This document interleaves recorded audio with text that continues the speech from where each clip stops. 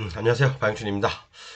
이번 시간에는 네 번째 세 번째 시간이죠. 788강 낙찰받고 일어나는 일들에서 4편이죠. 바로 전 시간에는 산지복구 의무자가 누구인가, 이번에는 농지복구 의무자를 할 거예요. 그리고 이 강의를 듣기 전에 반드시 여러분들이 봐야 될 게 요 네 가지 강의는 꼭 보라겠죠. 산지 전용 납부 의무자, 대체살림 조성비 납부 의무자, 농지 납부 의무자, 그 다음에 산지 복구 의무자, 농지 복구 의무자. 요것은 반드시 보시고, 이거 오늘 지금은 이 강의거든요. 이 강의 끝나고 바로, 이건 제가 목이 아파서 못 할 것 같아요. 이건 내일 하겠습니다. 이거 종합적으로 이 네 가지 강의를 정리해 놓은 자료가 있습니다. 요 한꺼번에 할 거고. 근데 요것을 보기 전에 여러분들 반드시 요것들을 다 보셔야 돼요. 요것들을 다 보시고 난 다음에 맨 마지막으로 제가 다 내일 해드릴 요것들 반드시 보십시오. 자, 그럼 시작해 볼게요. 산지복구 의무자는 발언금 전에 했고, 그 산지복구 의무자는 보통 의무가 발생하는 경우는 세 가지 경우로 나눌 수 있다 라고 말씀드렸죠. 그렇지만 농지복구 의무자는 과연 누군가? 산지복구 의무자는 누구예요? 낙찰자 또는 승계자가 산지복구 의무자지요. 불법 산지 전용도 마찬가지예요. 그렇지만 복구 의무가 산지 같은 경우는 산지 같은 경우는 복구 의무가 면제되는 경우가 있죠. 복구 의무가 면제되는 경우가 있죠. 그죠? 복구 의무가 면제되는 경우가 있습니다. 이 면제되는 경우는 낙찰을 받았다든가 또는 복구비를 미리, 그러니까 개발행 허가를 받아서, 산지전용 허가를 받아서 형질 변경이 어느 정도 이루어진 임야를 낙찰을 받거나, 또는 이러한 임야를, 그죠? 복구 예치비를 미리 예치한 경우에 한해서 복구가 면제될 수가 있다. 그러니까 여러분들 이렇게 얘기하면 헷갈리지만 다시 한번 제가 강조할게요.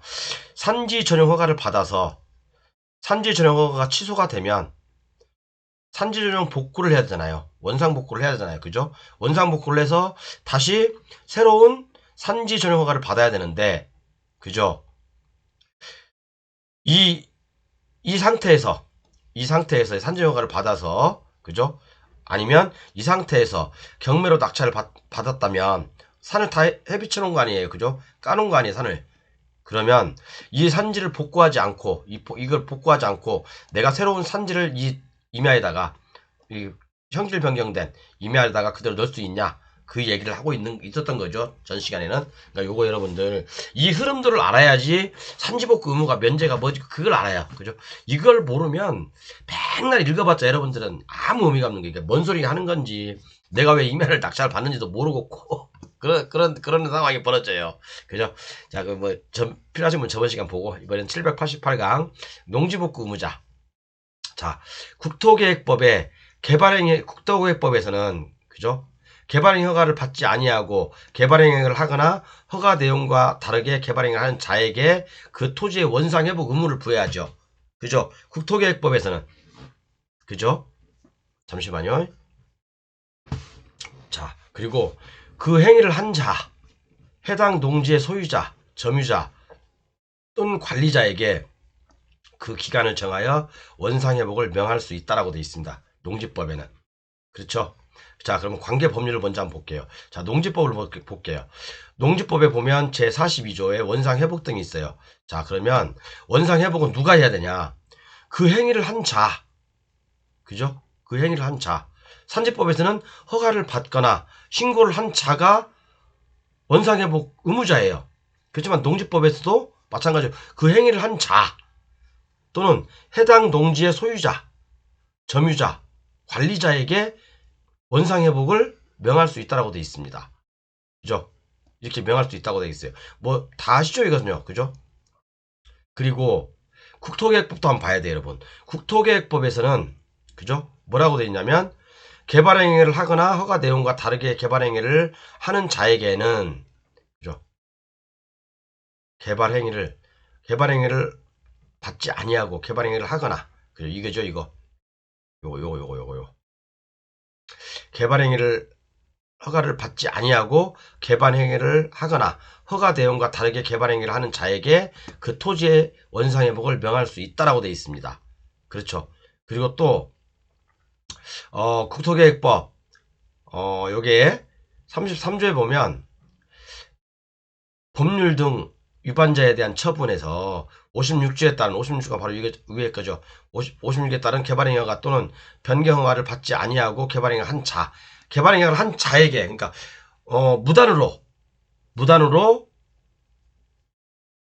개발행위를 한다거나 또는 무단으로 허가를 받지 않고 개발행위를 했다면 그 한 자에게 원상회복의 명령이 있어요. 그죠? 의무자예요, 그 사람이.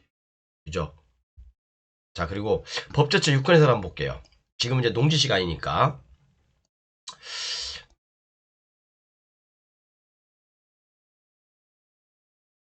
요거 한번 제가 체크해놓고, 자, 농지법에 보면, 자, 농지 전용화를 받지 아니하고 농지를 건물의 부지로 전용하여 건축물을 건축한 자로부터, 그죠?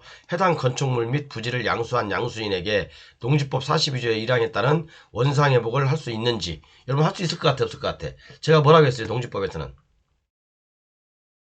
그 행위를 한 자라고 했잖아, 그죠? 그래서, 이게 법적 지리 요지거든요? 따라서 이 사안의 경우 양수인에게 같은 법 42조 1호에 따른 원상회복을 명할 수가 없다. 그럼 누구예요? 양수인 얘기 안 하면 누구야? 그 행위를 한 놈한테 명할 수 있어야 되잖아요. 그죠? 그런데 원래는 그죠? 농지 소유자한테 먼저 부과를 해요. 그래서 농지 소유자가 사실은 구상권을 행사하는 거죠. 우리가 폐기물하고도 비슷한 거예요. 그죠? 원래는 폐기물을 버린 사람한테 원래는 법을 적용해야 함에도 불구하고 그죠? 그것을 양수받은 사람한테 부과를 해서 양수받은 사람이 구상권을 행사해서 그 전 소유자한테 또는 그 행위를 한 자에게 우리가 이제 손해배상을 청구하는 거잖아요. 근데 뭐 망한 사람한테 무슨 받아낼 수 있겠습니까? 없어요. 그죠?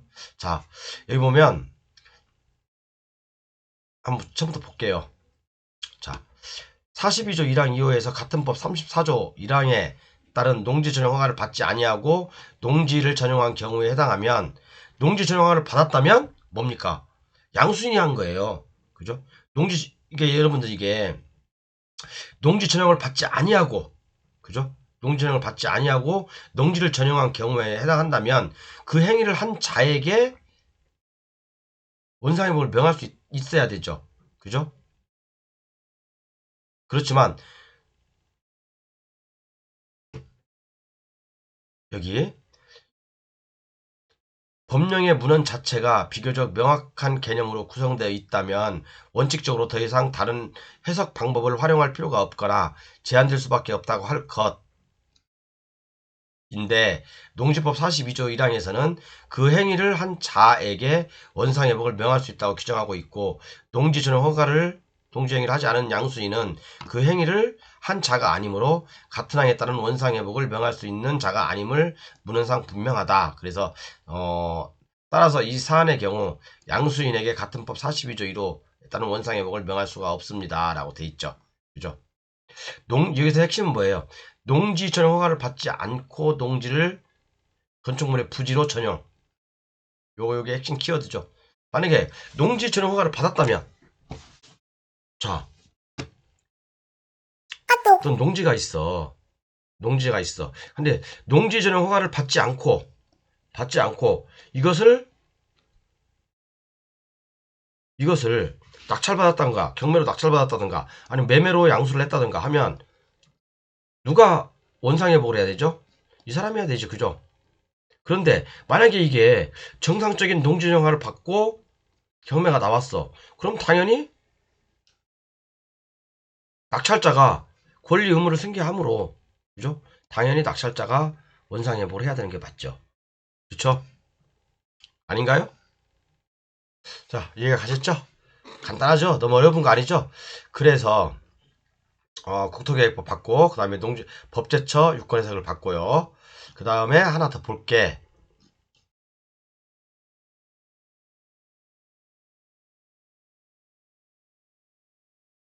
음, 하나 볼게. 판례를 하나 볼게요.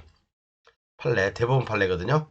대법원 판례 원상회복 시정명령에서 행정청이 개발행위허가를 받지 않고죠, 그죠? 개발을 받지 않고 이거 아는 거예요. 개발행위를 받지 않은 거예요. 토지의 형질을 변경한 자의 이러한 토지를 양수한 자에 대하여 국토계획 및 이용에 관한 법률 133조 1항에 따라 원상회복 등 조치를 명할 수 있는지 여부. 원칙적 소호기준 아니다. 아니다. 그럼 어떤 사람한테 해야 되냐? 개발행위 허가를 받지 아니하고 토지 형지를 변경한 경우 행정청은 그 토지 형지를 변경한 자에 대하여만 국토계획법 133조 1항에 하여 원상회복 등의 조치를 명할 수 있고, 그죠? 명문의 규정이 없는 한 이러한 토지를 양수한 자에 대하여는 원상회복 등의 조치를 할 수 없다고 봄이 상당하다. 약간 좀 이게 좀 거시기해요. 그죠? 그렇지만 만약에 정상적으로 원상회복 아니 원상회복네 정상적으로 개발행위를 받았다든가 정상적으로 농지허가를 받았다든가 그러면 뭡니까? 당연히 양수인이 책임져야 돼. 그건요. 이것은 받지 않은 상태를 얘기하고 있는 거예요. 그죠? 그러니까 여러분들이 이게 법이라는 게 판례라는 게 글자 하나 받은 자 받지 아니한 자 이걸 그냥 넘어가 버리면 받았든 받지 않았든 그러면 양수인이 책임이 없는 거네?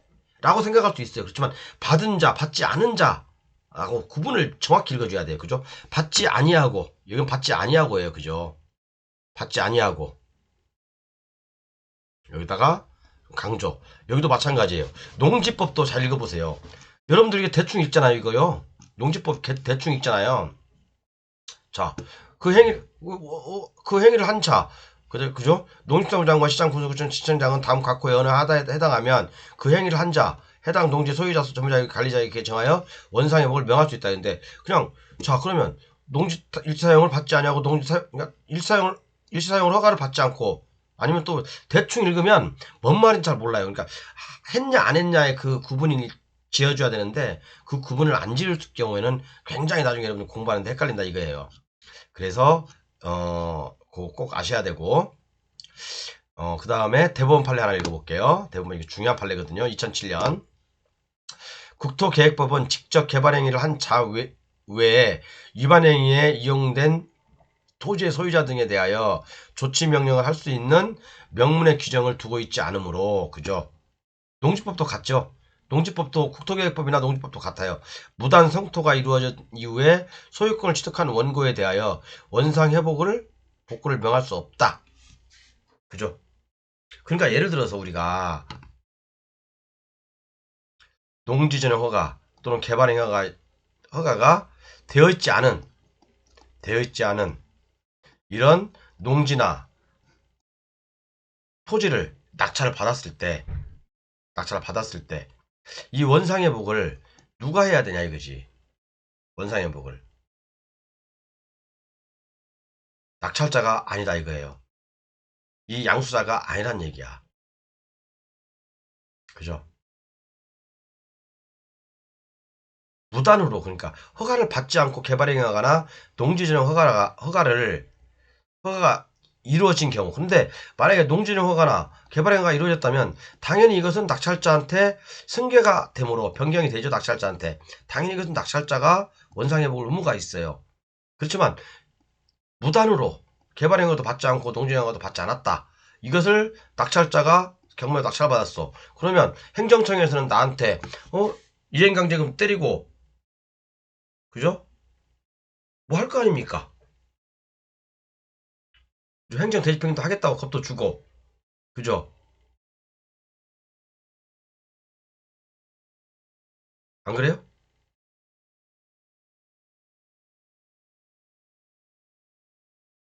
그죠? 무단 성토가 이루어진 이후에 소유권 어쩌고저쩌고 나와 있죠. 그러니까 이것은 누구다? 무단으로 이루어진 것은 둘 중 하나예요. 무단으로 이루어진 것은 낙찰자 책임이 아니다. 그렇지만 정상적으로 허가를 받아서 내가 낙찰을 받았다고 한다면 이 농지를 내가 낙찰을 받았다고 한다면 그것은 당연히 낙찰자한테 모든 게 승계되므로 낙찰자가 원상회복 의무가 있어요. 에?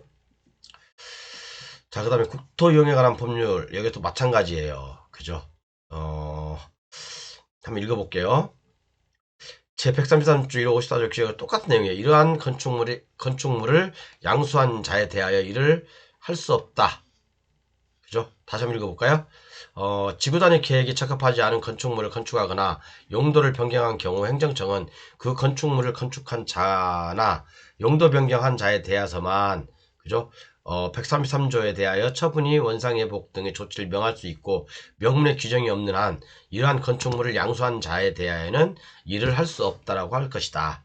중요한 내용입니다, 여러분. 이해 가시죠? 그죠? 자, 그리고 가구수를 이거 잘 들으세요. 이게 중요한 뜻도 있어요, 여러분들한테. 자, 가구수를 9가구로 불법 중첩시킨 자는 피고가 아니라 전 소유자인 공소외 1인인데 공소외 1인으로부터 이 사건 토지 및 건물을 매수한 피고인에 대하여 판시 원상복구 명령이 발하였다는 것이므로 위 원상회복 복구의 시정명령은 유효하다고 할 것이다. 자, 여러분, 그러면 이거 참 제가 이것까지는 공개를 안 하려고 그랬는데, 자, 원상복구 시정명은 유효하다고 하지 않을 것이다 라고 돼 있잖아요, 그죠? 자, 그러면 자, 이렇게 상가주택이나 다가구주택이 있어요. 그럼 원래는 여기 3층은 뭐 한 가구, 2층은 세 가구, 1층은 한 가구, 이렇게 이제 건축허가를 받았을 거 아니에요. 그러면 방을 막 여러 개로 쪼갤 거 아니에요, 그죠? 월세를 많이 받으려고, 그죠? 그러면 이런 경우도 역시 마찬가지로 이 대법원 판례를 들이대면 원상복구 명령을 할 수 없다는 얘기잖아, 그죠? 원상복구 명령은 내가 아니라 전 소유자한테 있다는 얘기 아니에요, 그죠? 그렇지만 또 이걸 다르게 생각하면 원상복구는 나한테 할 수 없지만 이행강제금은 나한테 때릴 수 있어요. 왜냐하면 나한테 때리면 나는 사실은 전 소유자한테 부상권 행사할 수 있거든요. 이 논리라면, 그죠? 이 논리라면. 그런데 나는 이거 살 때, 건물을 살 때 알고 샀어. 분명히 전 소유자가 코멘트를 해줬어. 알고 산 사람한테 그 책임이 있는 거죠. 그죠? 그러니까 이걸 갖다 조금 오해하면 안 돼. 오해하면 안 돼요. 그렇다면 가구수를 위반한 대다수 다가구 주택을 매수한 소유자들에게 이행강제금을 때리는 것은 불법행위인가? 이행강제금하고 원상복구하고는 다른 개념이죠. 그죠? 원상복구하고는. 그죠? 이행강제금은 건축법에 따로 규정이 돼 있죠. 그래서 이거 갖다가 여기다 들이대면 안 돼요. 그러니까 이 사람이 딱 읽는 순간, 가구수 위반. 이거 원상복구 해야 되는 게 맞죠? 원칙은. 전 소유자한테 명해야 되죠. 근데 전 소유자는 팔아먹고 어디 가버렸어. 어떻게 이게 소유권으로 넘어갔어. 어떻게 할 수가 없어. 그죠? 그러니까 나한테는 이 새로운 양수인한테는 원상복구가 아니라 이행강제금을 때리는 거예요. 건축법에 의해서. 그죠? 건축법에는 그것을 양수한 자 또는 소유자에게 이행강제금을 때리게 돼 있거든요. 그죠? 그러니까 이거하고 여러분들 이거하고 헷갈리시면 안 돼. 아셨죠? 이게 너무 좀 깊게 들어가나? 이제 밑에는 좀 공개하기가 좀 그러니까. 어찌됐든, 농지 전용을 받지 아니하고 농지를 전용한 경우에는, 그죠? 그 행위를 한 자가 원상회복의 의무자예요. 그리고 개발행위허가도 마찬가지고, 그리고 산지전용허가도 마찬가지고, 아니야, 산지전용허가는, 뭐 원칙은 그렇지만, 산지전용허가는 양수, 양도의 기준이, 법률이 있죠. 그죠? 권리 의무를 승계한다는. 이해 가시죠? 그렇기 때문에, 농지 복구 의무자, 또는 개발행위에 의한 복구 의무자는, 그죠? 원상회복 복구 의무자는 그 행위를 한 자다. 그렇게 기억하시면 편합니다. 자, 오늘 이렇게 간단하게 좀 짚어봤고요. 어쨌든 내일은 이걸 이제 종합적으로 정리하는, 요거 이제 종합적으로 정리하는 시간을 갖도록 하겠습니다. 이렇게 반드시 여러분들 이 네 강의 꼭 한번 들어보세요. 그죠? 낙찰 받기 전에 한 번쯤은 생각해 보셔야죠. 그죠? 낙찰 받기 전에 한 번쯤 생각하고 낙찰을 받자. 그러니까 자, 유튜브 강의하시는 분들 보면 이런 것도 고려하지 않고 낙찰을 받고 나중에 진짜 아이고 사람들한테 손해 끼치고 별 미친놈들 많아요. 제가 솔직히 말씀드리면 죄송합니다. 제가 욕 한번 더 할게요. 별 진짜 좆도 실력 없는 사람들이 유튜브 강의하고 있는 사람들 진짜 많아요. 그리고 죄송하지만 제 교재 사가지고 그대로 뺏겨서 네이버에 올리는 제가 놈이라고 할게요. 놈도 있어요. 약간만 변형했어. 약간만. 일부만 이렇게 딱딱해서 그죠? 내용은 똑같더라고. 내가 그놈이 누군지 알아요. 그런데 어쨌든 간에 좀 자기도 알고 아는 척 하고 싶은 거겠죠. 뭐 그렇게 보시고 어쨌든 요거 반드시 보시고 꼭 참고하십시오. 그리고 내일은 제가 오늘은 좀 3개를 4개를 연속으로 하는 바람에 목이 샜어요. 요것은 내일 하겠습니다. 내일. 네, 감사합니다.